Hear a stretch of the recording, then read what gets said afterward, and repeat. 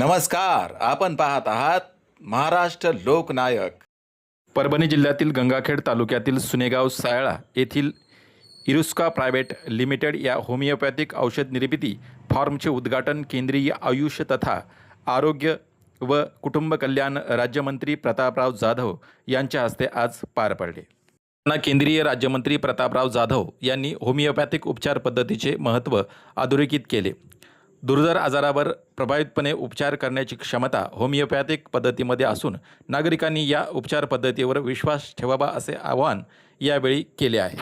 पुढे बोलताना म्हणाले, अनेक रुग्ण आजार गंभीर अवस्थेमध्ये गेल्यानंतर होमिओपॅथिक उपचाराचा पर्याय स्वीकारतात. मात्र आजाराच्या सुरुवातीच्या टप्प्याला होमिओपॅथिक उपचार घेतल्यास निश्चितही चांगला परिणाम मिळू शकतो.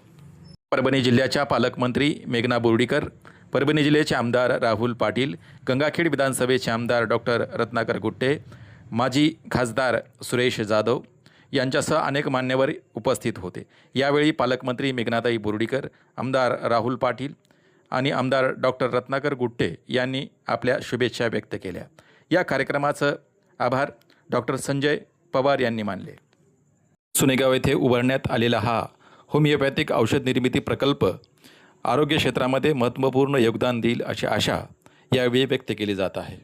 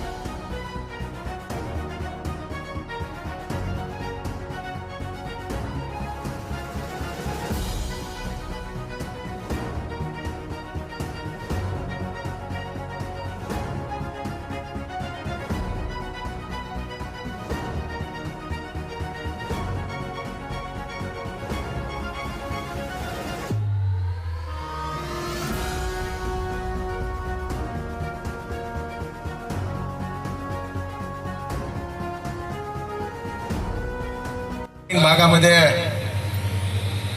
डॉक्टर संजय पवार व त्यांच्या सर्व कुटुंबियांनी मिळून एक संशोधन केंद्र इथे उभा केलेलं आहे.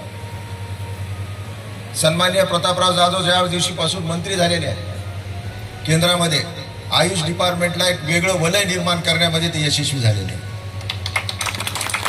एक ग्रामीण भागाचा अभ्यास असणारं व्यक्तिमत्व, महाराष्ट्रामध्ये 2-3दा त्यांनी विधानसभेमध्ये सुद्धा आमदार राहिलेले आहेत, मंत्री सुद्धा राहिलेले आहेत, केंद्रामध्ये 4-3 वेळेस खासदार होऊन आज कॅबिनेट मंत्री म्हणून ते काम करतात. गावाची ओळख असणारे नेतृत्व, खऱ्या अर्थानं शिवसेनेमध्ये होते त्यावेळेस तालुका प्रमुख पासून जिल्हा प्रमुख पासून एक वेगळी ओळख विदर्भात त्यांनी निर्माण केलेली आहे. आणि आज केंद्रामध्ये काम करत असताना संपूर्ण हिंदुस्थानामध्ये आयुष या डिपार्टमेंटला एक वेगळी ओळख करून देण्याचं काम त्यांच्या हाती या देशाचे पंतप्रधान मोदी साहेबांनी दिलेली आहे. आणि त्यामध्ये महाराष्ट्राचा चांगला वाटा असावा. आता डॉक्टर संजय पवार यांनी जसं धाडस केलेलं आहे, एक रिसर्च इन्स्टिट्यूट परभणीमध्ये सुरू केलेलं आहे. 16 डॉक्टरनं मिळून नवीन तंत्रज्ञान कसं विकसित होईल आणि आयुष डिपार्टमेंटला मग त्यामध्ये होमिओपॅथिक आहे, आयुर्वेद आहे, सिद्ध आहे, नॅचरोपॅथी आहे, जे की खूप हजारो वर्षापासून खऱ्या अर्थानं उपचाराची जी पद्धत हिंदुस्थानामध्ये आपल्या देशामध्ये होते, त्याला परदेशात सुद्धा घेऊन जाण्याचं काम त्यांनी आता हाती घेतलेलं आहे.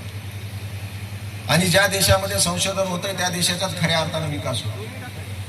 म्हणून महाराष्ट्रामध्ये सुद्धा सन्माननीय प्रतापरावनी एक चांगल्या प्रकारे एक रिसर्च इन्स्टिट्यूट सुद्धा उभा करावं.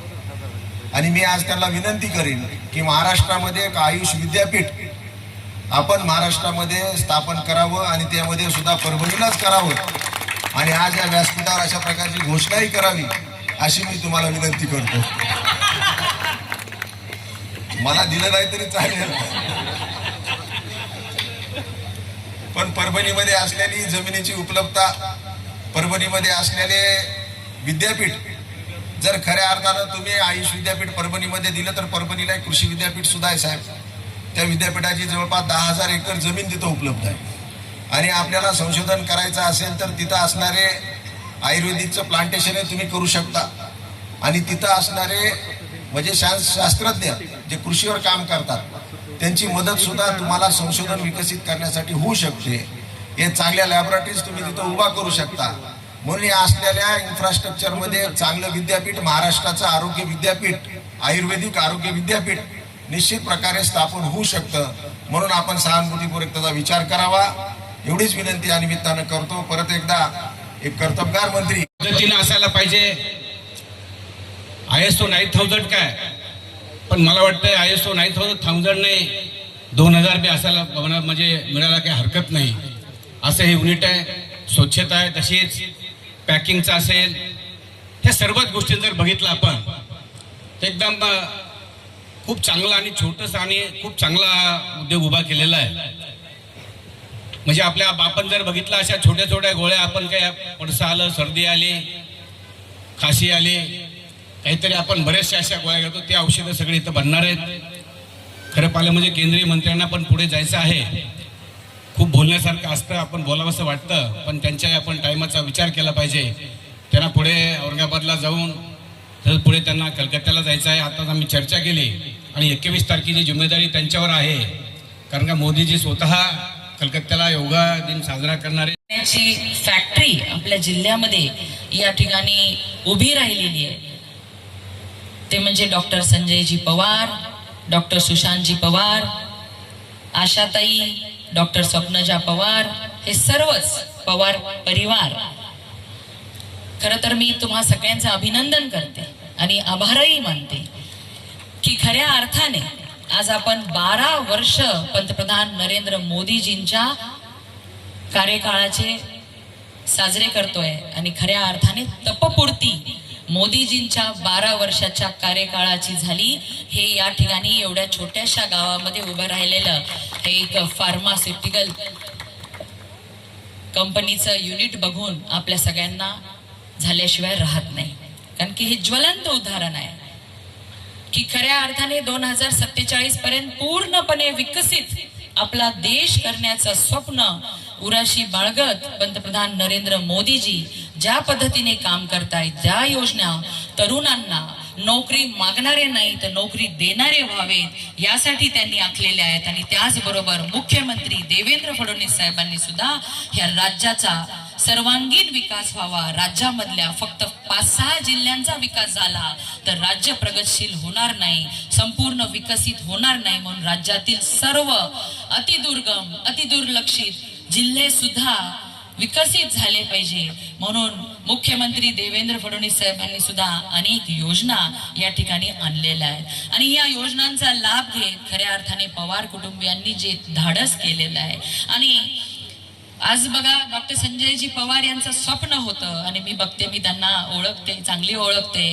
कोरोना काळापासून त्यांचं धडपड की प्रत्येकाला चांगली ट्रीटमेंट वेळीच मिळाली पाहिजे, जेणेकरून त्यांच्या जी व्याधी असतील त्यावेळीच त्या ठिकाणी दूर झाल्या पाहिजे. सातत्याने आपल्या या परिसरातील लोकांची सेवा करण्याचा त्यांचा जो मानस होता.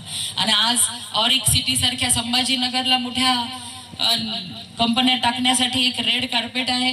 तिथल्या तिथे सगळं काही त्यांना अवेलेबल होतं, रॉ मटेरियल तिथे त्यांना मिळू शकतं. पण तरी देखील आपल्या जिल्ह्याचा विकास झाला पाहिजे, आपल्या तालुक्याचा विकास झाला पाहिजे, आपल्या लोकांना या ठिकाणी रोजगारीच्या संधी मिळाल्या पाहिजे. हा उद्देश त्यांनी मनाशी बाळगत या गावामध्ये जिथे MIDCने लाईटच्या अनेक अडचणी आहेत, रस्ते तरी आपल्या आमदार गुट्टे साहेबांच्यामुळे झालेले आहेत, पण त्यांनी धाडस केलं आणि सुंदर असं युनिट या ठिकाणी उभं केलं. खरंच कौतुक आपण करावं तेवढं पवार परिवाराचं कमीच आहे. म्हणून या भागामध्ये लोकांची सेवा केली. अनेक रुग्णांवर अतिशय चांगल्या प्रकारचे यशस्वी उपचार केलेत आणि त्यांना असं वाटलं की याच्यापेक्षाही आपण काही चांगलं करू शकतो. आणि म्हणून आज त्यांच्याच कुटुंबातले आज 2 डॉक्टर आहेत या क्षेत्रामधले. एक मुलगा त्यांचा इंजिनियर आहे, तोही जवळपास या क्षेत्राशी संबंधित केमिकल इंजिनियर आहे. म्हणजे या फॅक्टरीसाठी सुद्धा त्यांचं फार मोठं योगदान किंवा सहकार्य राहणार आहे.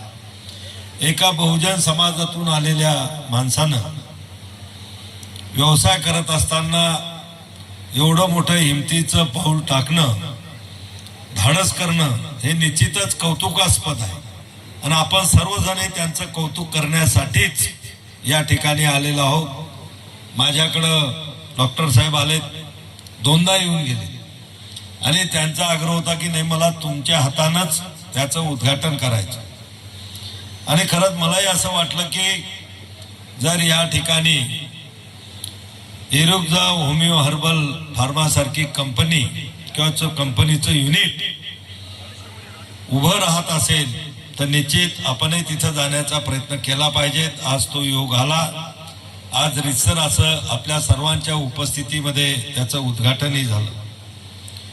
बांधवांनो, खरं म्हणजे गेली 2 वर्ष या आयुष मंत्रालयाचा मंत्री म्हणून मी काम करत आहे.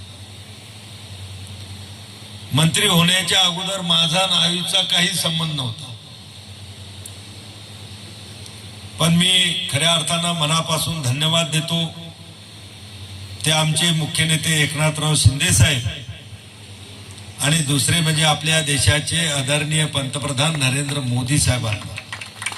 ते याच्यासाठी की एकनाथराव शिंदे साहेबांनी शिवसेना पक्षाच्या वतीनं मंत्रिपदासाठी माझं नाव दिलं आणि आदरणीय पंतप्रधानांनी आरोग्य राज्यमंत्र्यासोबत या आयुष मंत्रालयाचा स्वतंत्र प्रभार, कारण की या खात्याचा मी एकटाच केंद्रामध्ये मंत्री आहे, स्वतंत्र प्रभार संपूर्ण जबाबदारी त्यांनी माझ्यावर टाकली, विश्वास माझ्यावर ठेवला. कारण की हे खातं पंतप्रधानाचं अतिशय आवडतं खातं आहे. आपल्याला माहित नसेल